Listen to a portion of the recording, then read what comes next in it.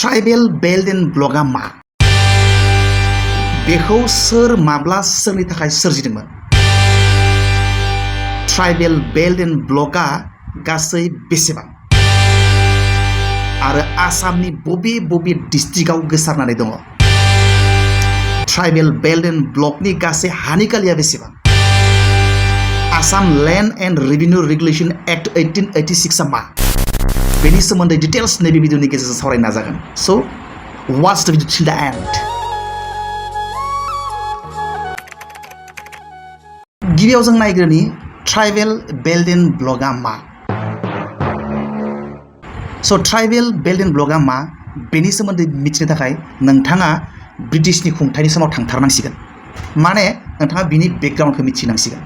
दाना जोङो बुजिनोसै जेब्ला ब्रिटिशफोरा भारताव सासन खालामदोंमोन ट्राइबेल मानसिफोरा जेराव जेराव दङ बिथांमोना सोलोंथाइ बिथिङाव रांखान्थि बिथिङाव बा जायखिजाया सोलो खायदा कौशलनि आंखालाव बिथांमोनखौ गुबुन गुबुन जायगानिफ्राय फैनानै अयथासार खालामदोंमोन। बिथांमोननि हाखौ सेदोंमोन।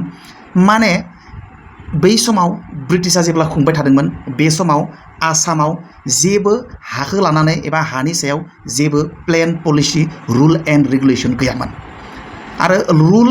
आरो बेबायदि रुल एन्ड रेगुलेशन गैयिनि सुजुग लानानै गुबुन गुबुन जायगानिफ्राय फैनानै जेराव ट्राइबेल मानसिफ्रा थायो बे ट्राइबेल मानसिफोरनि हाखौ सेदोंमोन। आरो ट्राइबेलफ्रा बिसोरनि अयथासाराव आरो गुबुन हाग्रा गुदुं जायगायाव थांनो गोनां जादोंमोन। बेयाव रायजो जाहैनो गोनां जादोंमोन। आरो सम सम ट्राइबेलफोरजों आरो गुबुन गुबुन जायगानि मानसिफोरजों दाङाबाजि जादोंमोन। आरो बे दाङाबाजिफोरखौ सलुसन खालामनायाव ब्रिटिश खुंथाया गोबां जेंनाजों मोगा मोगि जानांदोंमोन। लोगोसे ब्रिटिशफोरनि फालांगि खालामनायावबो बेयो मोनसे जेंना जानानै सोमजिदोंमोन। बेनिखायनो ब्रिटिशफोरा सानखांनाय फैबाय जे बेनि मोनसे सलुसन दिहुननांसिगोन। बेनिखायनो 1886 आव ट्राइबेल एडमिनिस्ट्रेशना मोनसे आयेन लाबोनायसै। आरो बे आयेननि मुङानो जाबाय Assam land and revenue regulation act 1886। बे आयेना जानायनि सिगाङाव ब्रिटिशनि खुंथायनि समाव आसामाव जेबो मोनसे स्ट्राक्चार एबा लिगेल प्लेन पलिसि गैयामोन हानि सायाव। जायनि जाहोनाव हाखौ बायनाय फाननाय बाहायनाय टेक्स होनाय टेक्स लानाय बेनि जेबो मोनसे सिस्टेमेटिक रुल एन्ड रेगुलेशन आसामनियाव गैयामोन ब्रिटिश खुंथायनि समाव। बे Assam land and revenue regulation act 1886 नि आन्डारावनो ब्रिटिश गभर्नमेन्टआ मोनसे सिस्टेम बानायदोंमोन। आरो बे सिस्टेमनि मुङानो जाबाय लाइन सिस्टेम। लाइन सिस्टेमा ओरैबायदि मोनसे सिस्टेम जेराव जेराव ट्राइबेल मानसिफोर दङ बे ट्राइबेल मानसिफोर थानायनि सोरगिदिं मोनसे इमेजिनारि लाइन बोदोंमोन। आरो रुल बानायदोंमोन जे बे लाइनखौ रावबो नन ट्राइबेल मानसिफ्रा बारनो मोना। बे लाइननि सिङाव थानाय हाखौ रावबो बायनो मोना, बाहेरानि मानसिफ्रा फाननो मोना, बा बेयाव थांनानै नन ट्राइबेल मानसिफ्रा ट्राइबेल मानसिफोरखौ डिस्टार्ब खालामनो मोना। नाथाय बे सिस्टेमा नांगौ बायदियै ट्राइबेल मानसिफोरनि हाखौ संरैखाथि होनो हायाखैमोन। गोबां नन ट्राइबेल मानसिफ्रा ट्राइबेल थानाय जायगाफ्राव ओनसोलफ्राव फैदोंमोन आरो बिसोरनि जायगाफोराव सिख'दोंमोन, बायनानै लादोंमोन। कायदा कौशल बाहायनानै ट्राइबेल मानसिफोरनि हाखौ नन ट्राइबेल मानसिफ्रा सिख'नानै लादोंमोन, दखल खालामनानै लादोंमोन। आरो सम सम बिसोरखौ माने फर्सफुलि बोलो बाहायनानैबो गुबुन जायगायाव होखारनानै हरदोंमन। आरो स्पेसियेलि बांलादेशनिफ्राय गोबां मानसिफ्रा फैदोंमोन। 1905 जेब्ला बेंगल पार्टिशन जादोंमोन होमबानि समावबो आसामखौ बे माने ईस्ट बेंगल एबा दानि बांलादेशनि एडमिनिस्ट्रेशननि खुंथायनि सिङाव दोननाय जादोंमोन।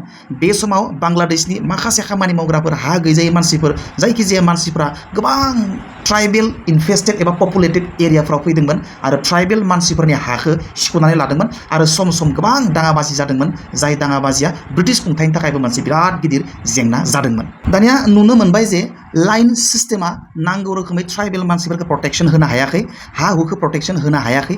बेनिखायनो लाइन सिस्टेमनि जाफुङैखौ नायफामफिननो थाखाय मोनसे लाइन सिस्टेम रिभिउ कमिटि दादोंमोन 1936 आव मिस्टार हकिन हुलनि चेयारमेनशिपआव। आरो बे कमिटिया नायबिजिरदोंमोन, नायफामदोंमोन, रिभिउ खालामदोंमोन आरो साजेस्ट खालामदोंमोन गभर्नमेन्टखौ जे लाइन सिस्टेमजों ट्राइबेलफोरनि हाखौ प्रटेक्शन होनो हानाय नंलिया। दखल खालामनायनि बिबाङा सानफा एफा बारायलांगासिनो। ओंखायनो लाइन सिस्टेमनि अनगायै गुबुन मायबा मोनसे स्ट्रिंजेन्ट एबा इफेक्टिभ सिस्टेम बानायनानै ट्राइबेलफोरनि हा हुखौ संरैखाथि होनाया गोनां जासिगोन होननानै बे मिस्टार हकेन हुलनि लाइन सिस्टेम रिभिउ कमिटिया ब्रिटिश गभर्नमेन्टखौ साजेस्ट खालामदोंमोन। दानिया बे मिस्टार हकेन हुलनि साजेसन बायदियैनो 1945 आव गभर्नमेन्टआ मोनसे रेजुलेसन एडप्ट खालामदोंमोन जे जोङो रासिननिफ्राय रासिन ट्राइबेलफोरनि हा हुखौ जोङो संरैखाथि होनांसिगोन नङाबा बै मानसिफ्रा गोबां जेंनायाव गोग्लैगोन आरो आल्टिमेटलि सरकारनिनो जेंना जागोन।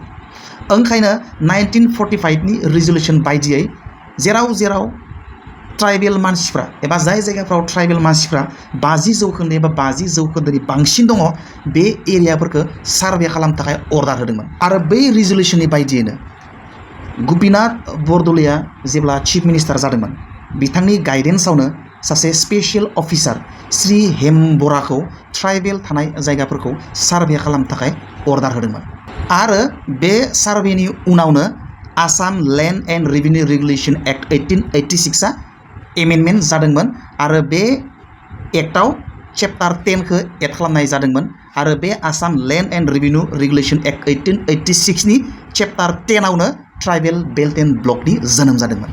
माने बे Assam land and revenue regulation act 1886 नि चेप्टार 10 आव माने चेप्टार 10 गैयामोन बे गोपीनाथ बरदलैनि समावनो बे Assam land and revenue regulation act 1886 आव चेप्टार 10 खौ इनक्लुड खालामनाय जादोंमोन आरो बेयावनो ट्राइबेल बेल्ट एन्ड ब्लकआ जोनोम जादोंमोन।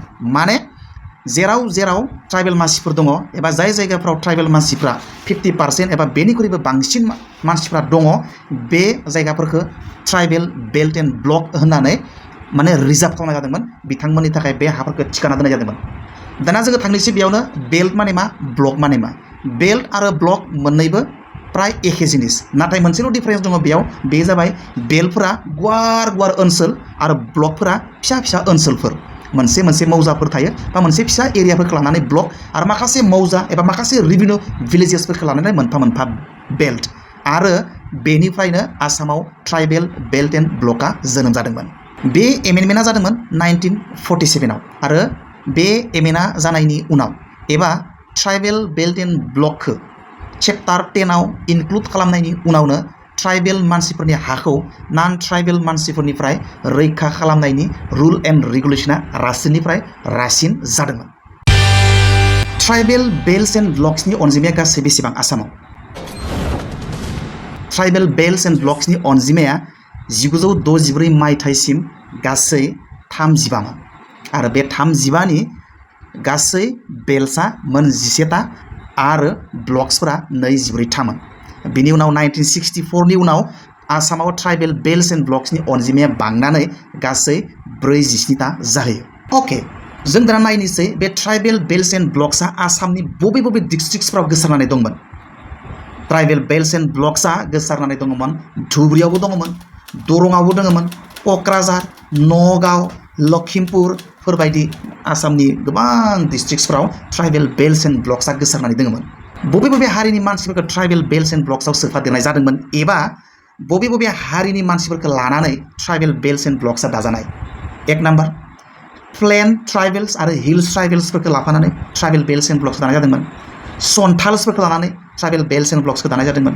नेपालि काल्टिभेटर ग्रेजियार्सफोरखौ लाफानानै ट्राइबेल बेल्ट एन्ड ब्लक्सखौ दानाय जादोंमोन। शिडिउल कास्टफोरखौ लानानै बे ट्राइबेल बेल्ट एन्ड ब्लक्सखौ लानाय जादोंमोन आरो बेयाव माखासे कच राजबंशिफोरनिबो ट्राइबेल बेल्ट एन्ड ब्लक्स दङमोन। बे गासैबो हारिफोरखौ लानानै बे समाव ट्राइबेल बेल्ट एन्ड ब्लक्सखौ दानाय जादोंमोन। नाथाय दुखु गोनां बाथ्रा दाना गिबियाव जेसेबां ट्राइबेल बेल्ट एन्ड ब्लक्स दङमोन गासै ट्राइबेल बेल्ट एन्ड ब्लक्सनि हानि कालिया बेसेबांमोन बेनिफ्राय दिनै डिरिजार्भेसन जायै जायै जायै जायै जायै दिनै more than 50% tribal belt and ब्लक्सआ गुबुन नन ट्राइबेल्स मानसिफोरजों दखल खालामजाबाय आरो माखासे हाफोरा डिरिजार्भ जाबाय। सरकारा बेफोरखौ मायबा इन्डास्ट्रियेलाइजेसन गायसननायनि नामाव मायबा टाउन प्लेनिं खालामनायनि मुङाव डिरिजार्भ खालामै खालामै आरो माखासे मिया बांलादेशिफ्रा फैयै फैयै एबा नन ट्राइबेल्सफ्रा फैयै फैयै दखल खालामै खालामै दिनै माने गिबियाव जेसेबां ट्राइबेल बेल्ट एन्ड ब्लक्स दङमोन बिनि 60% हाफ्रानो गुबुन नन ट्राइबेल मानसिफोरजों दखल खालामजाबाय। दुलाराय आसामनि गासै डिस्ट्रिक्टआव थानाय ट्राइबेल बेल्ट एन्ड ब्लक्सनि हानि कालिया गासै 1,25,28,320 बिघामोन गिबियाव।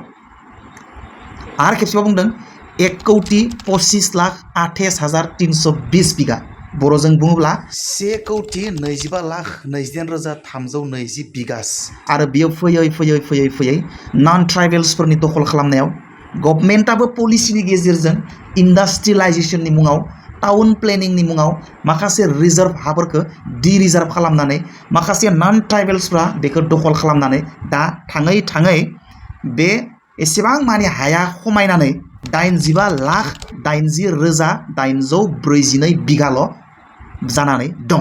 अब्ला नायदो बेसेबां स्पिडआव हाफोरा दखल जालांगासिनो दङ। माने बेनिफ्राय जों आन्दाज खालामनो हायो बियो थाङै माने इसेल' जाहैगोन आरो अब्लाना जोङो जोंनि जायगायावनो जोङो थानो थाखाय जेंना जागोन, जोंनि हाखौ नन ट्राइबेल मानसिफ्रा सेजोबनानै लानाय जागोन, अब्ला जोंहा गोबां जेंनायाव गोग्लैनो गोनां जागोन। नेक्स्ट एपिसोडआव सावरायगोन जोङो बबे डिस्ट्रिक्टनि बबे हाखौ बेसेबां हाखौ मा जाहोनाव सरकाराबो पलिसि खालामनानै डि रिजार्भ खालामखो एबा ट्राइबेल बेल्ट्स एन्ड ब्लक्सनिफ्राय बोखारनानै माने बेखौ ट्राइबेल बेल्ट्स एन्ड ब्लक्स नङै खालामखो बेनि सोमोन्दै जों सावरायगोन। बबे हाखौ मा जाहोनाव एबा नन ट्राइबेल्सफ्रा बोरै ट्राइबेल बेल्ट्स एन्ड ब्लक्सखौ दखल खालामनानै लाखो इलिगेलि बेनि सोमोन्दै जोङो नेक्स्ट एपिसोडआव डिटेल्स सावरायगोन। नोंथांमोना डिटेल्स बाथ्रा बुजिनानै मोनगोन आरो नोंथांमोना गावनो साननानै मोनगोन बे ट्राइबेल बेल्ट्स एन्ड ब्लक्सनि थासारिया बेसेबां गिख्रंथाव। अके बाय बाय, सी यू नेक्स्ट।